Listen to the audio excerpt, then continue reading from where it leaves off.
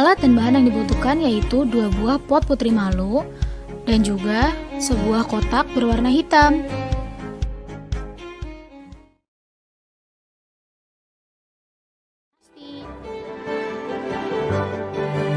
Percobaan pertama melakukan penyentuhan kepada daun putri malu menggunakan penggaris dengan sentuhan yang pelan.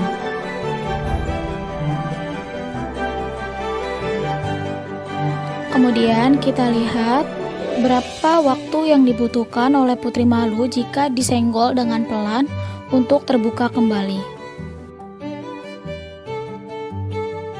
Putri malu yang disentuh dengan pelan membutuhkan waktu selama 3 menit 16 detik untuk terbuka sempurna kembali seperti awal.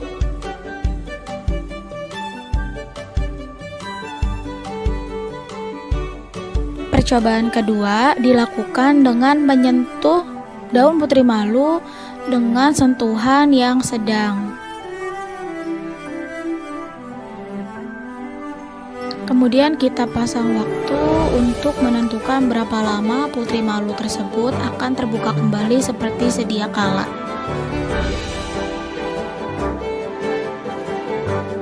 Putri malu yang disenggol dengan senggolan yang sedang membutuhkan waktu selama 4 menit 3 detik untuk terbuka kembali seperti sedia kala. Percobaan terakhir yaitu menyentuh daun putri malu dengan sentuhan yang kencang.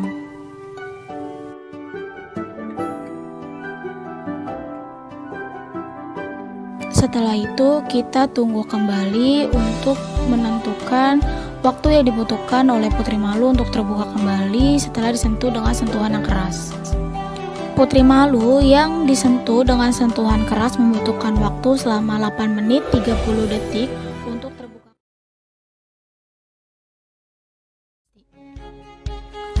Prosedur pertama yang dilakukan yaitu menyediakan 2 buah pot putri malu dan diberikan tanda A untuk bagian pot yang pertama dan juga tanda B pada pot kedua.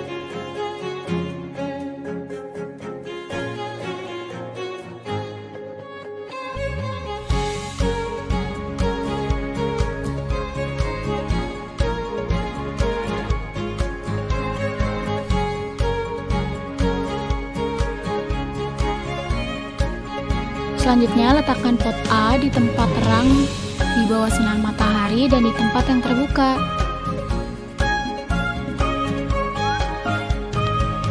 Kemudian tunggu dan biarkan selama 30 menit di bawah sinar matahari.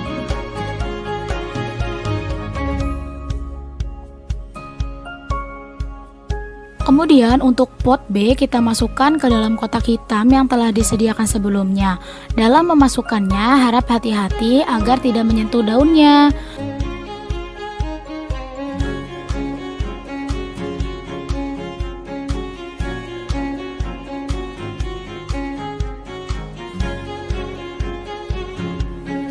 Dan lakukan seperti tanaman pot A, biarkan selama setengah jam di dalam kotak yang telah tersedia.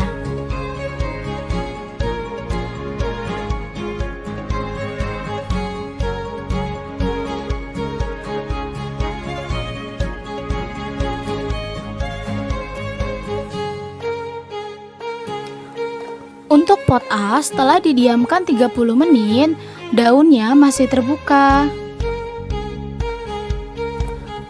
Sedangkan untuk putri malu yang berada di pot B yang telah dimasukkan ke dalam kotak, daunnya menutup.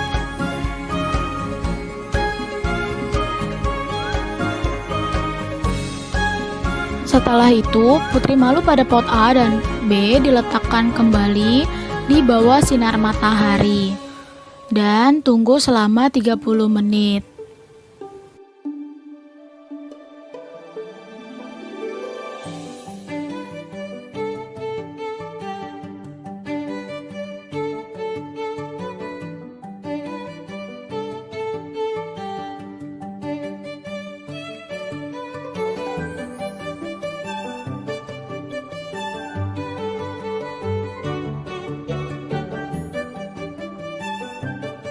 Setelah 30 menit berlalu, putri malu yang ada di pot A kita harus menyiapkan alat dan bahan praktikum. Yang pertama, 2 buah gelas kosong, biji kacang hijau, kemudian 1 gelas air, kertas saring, sendok, dan penggaris. Setelah menyiapkan alat dan bahan praktikum, selanjutnya kita akan meletakkan biji-biji kacang hijau di dalam 1 buah gelas yang kosong. Setelah itu kita tuangkan air ke dalamnya dan kita lihat apabila ada biji kacang hijau yang mengapung akan kita buang.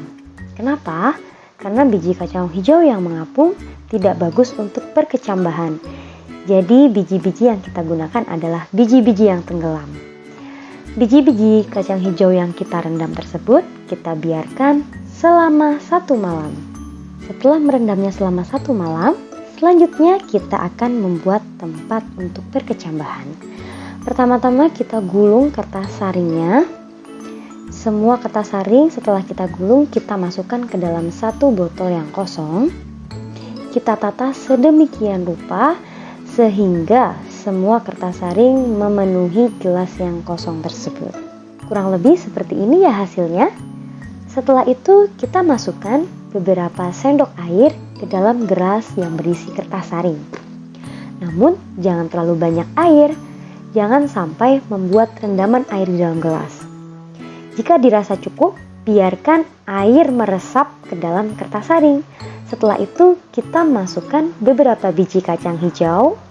Berikanlah jarak antar setiap kacang hijau. Jika sudah selesai, kita letakkan di tempat yang tidak terkena cahaya matahari secara langsung. Kemudian kita amati bagaimana perkembangannya selama beberapa hari ke depan. Berikut hasil pengamatan selama 7 hari. Pada hari ke-0 belum terdapat pertumbuhan akar dan batang. Sedangkan pada hari ke-1, tunas mulai tumbuh, panjang akar 2 mm dan batang 10 mm. Di hari kedua, akar terus bertambah panjang menjadi 10 mm dan batang menjadi 20 mm. Jika kita lihat, kulit kacang hijau mulai lepas dan akar semakin tumbuh ke bawah dan batang pun mulai meninggi.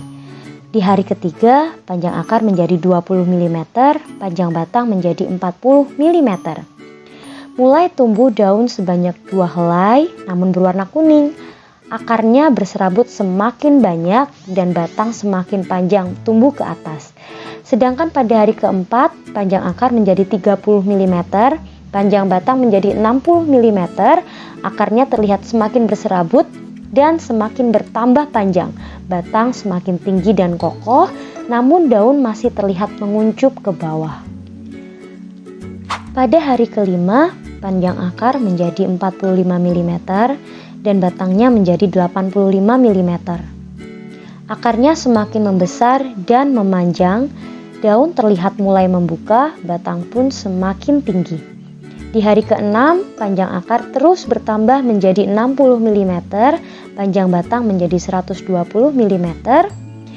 Batang terlihat semakin kokoh, sedangkan di hari ke-7, panjang akar menjadi 70 mm dan panjang batang menjadi 200 mm. Batang semakin tinggi, akar semakin panjang dan semakin berserabut.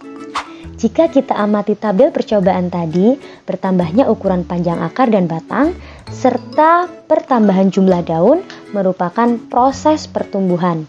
Pertumbuhan merupakan proses pertambahan ukuran dan jumlah sel pada suatu organisme dan bersifat irreversibel atau tidak dapat kembali ke bentuk semula. Perubahan ukuran yang terjadi pada pertumbuhan yaitu perubahan ukuran volume, tinggi, massa, dan sebagainya. Sedangkan proses perubahan biji hingga terbentuknya akar, batang, daun dengan struktur dan fungsi yang berbeda merupakan proses perkembangan. Perkembangan adalah proses diferensiasi dan spesialisasi sel menuju ke arah pendewasaan.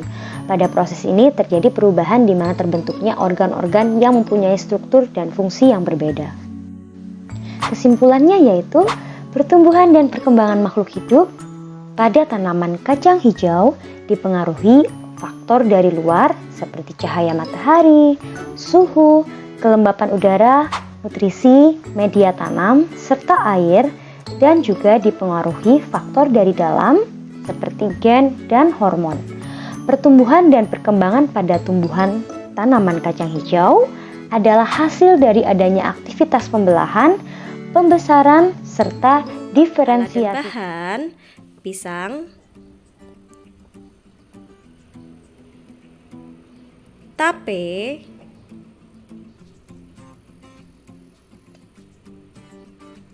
dua lalat buah,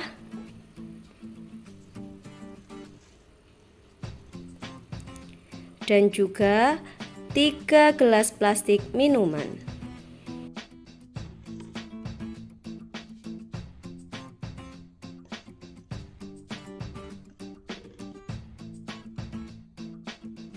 Menumbuk pisang hingga halus.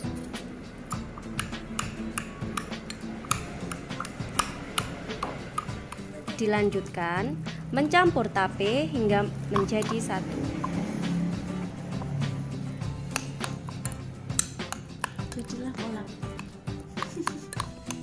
Selanjutnya, masukkan adonan ke dalam 3 gelas plastik.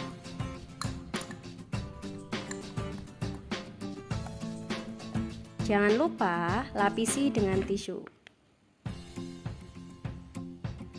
Setelah itu, masukkan lalat dan tutup dengan tisu.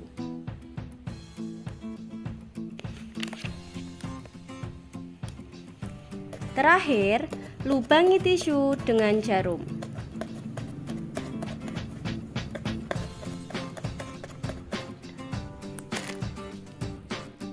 Hasilnya tunggu hingga 5 hari. Pada hari kelima, lalat telah berkembang biak.